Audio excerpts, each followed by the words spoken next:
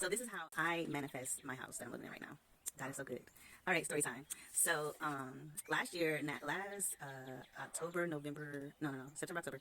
Anyway, around that time last year, we were living in a townhouse, and my husband and I decided that at that time they were going up with the rent. Of course, all this shit was going on, as you know, across the world. Rent is going up. Rent has gone up, but we have been grandfathered into like under $1,000 for our two-bedroom, two-bathroom townhouse. So look, everybody around us were like upset and complaining about rent changing, and it was steady for us. So we were like, when God wants us to move, we will move. So the pool, we were right across the street from the pool. Everything was great. I'm a stay-at-home mom, so I'll be outside with the boys. We did nature walks every day. Went to the pool every day in the summertime. Like, it was lit. We got, after summer, September hit, they started kind of trying to bogart us out of our spot. We were already living month to month, and they were like, okay, you guys are going to have to go month to month. This was a new company, a new management company. So I'm like, we're already month to month. How can we go month to month if we're already month to month? But their month to month was all, came with new prices. It would have been, I think, like $1,100 or $1,200, something like that. And I'm like, these fucking old-ass townhouses, they're nice, but like, these old as hell, I'm not paying that. I don't care what it is. Oh, there's normal everywhere else. I don't care. I'm not paying that for these old ass townhouses. Just do the 1950.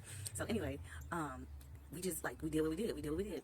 We were there. We continued to go, and whatever they were sending in the mail, emails and shit like that, we were just like going about our day, not letting it worry us and bother us and bring us down. So here comes September. My husband was on a contract fixing his house, and he worked in the house for like 2 months. And I think it's like the third. Me and my husband were chilling there. We're like, you know, just being grateful. Got our music going. You know, we have, our house has a vibe. We have vibes. Our shit have energy is clear. It's real light. When we do invite people over, they love it. They let us know how, you know, how much they love being around and being in our spot. So we're just there chilling, and my husband ended up leaving, going to work. Now, he had been working on his house for 2 months, and the people were like being funny. Like, they paid him initially a little, like something, and but they didn't pay him again until the job was over. So of course, like, shit, niggas, bills due, rent due, all this stuff is due, and it was a mess. So we ended up being behind on rent like 2 months. So I'm like, okay, guys, so what does this mean? Like, is it time for us to go now? So of course, I had already been looking for a house because our two boys are growing up, they're getting bigger, and they've outgrown their space, the room, everything that we have for them. That originally, that two-bedroom townhouse was me and my husband. He and I had been there for, you know, a few years before we started having children. So yeah, so like, we couldn't pay the rent, like, we didn't have the money, we didn't stress, like, it is what it is. We already know what we wanted to do. We have a plan. So what are we going to do? So the time comes. Okay, where was I? So yeah, we were behind, and my husband was still working for the job and not being paid. God was just like, you know, just prepare. So I had already been looking, and I've been looking for a while anyway because we need space, like I said. So we ended up, what happened was, fucking sheriff came, all these people came, and so like technically we weren't evicted, but we wasn't evicted because that's a whole other story in itself. But whatever it was, God had favor on us because God was telling us to leave, but it was like because we followed our promptings, it wasn't like this whole dramatic scene and everything. So we ended up staying with my mother, and during that time, she had a health crisis. So she really needed somebody to be there with her. So it was really, it was all done divine. It was just divine timing for everything. My mom ended up being in the hospital for 2 months. So we got there in like the middle of September, and we was there for 6 months. We just left the beginning of this month early in March. So we just moved out into our new brand new house. But like during that time, she had a health crisis, so she really needed us. She was in the hospital really bad. It was just crazy. I was there in her home.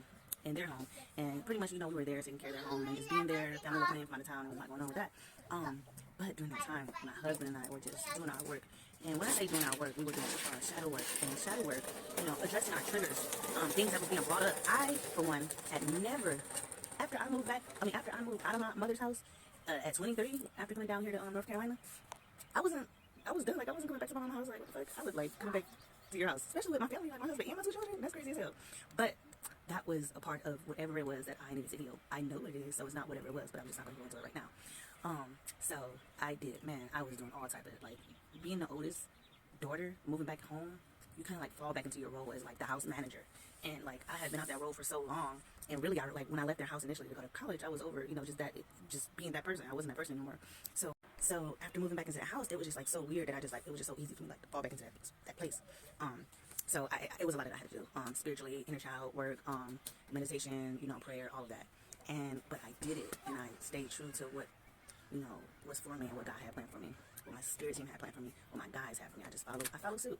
And so my mom was out of the hospital January, and March we moved into our new house. It was ready for us, and we're here. And then the story behind us getting this house, when I tell you favor of God, nigga, like, there was no checks, no. I basically moved into this house with the money that we had, and they didn't check the history. They didn't check that shit, because it don't matter. Like, when you follow God, when you follow your word, when you are guided by your spirit team and your spirit guides, and you follow suit, you do, and you stay on your target, stay on your mission, stay on your journey. Everything just happens. So was I living in delusion? Yes, I was. But when I came and seen this house for the first time, me and my boys, and I said, "Oh, this is our house," this was our house. And no less than 2 days later, this was our fucking house. So I say that all to say, be delusional, live in your delusions. And if people around you can't support you in those delusions, deuces, separate. You need to separate from them. Because they're not here for your highest and best self. They're here to keep you grounded in this third dimensional way of thinking. And we're beyond that.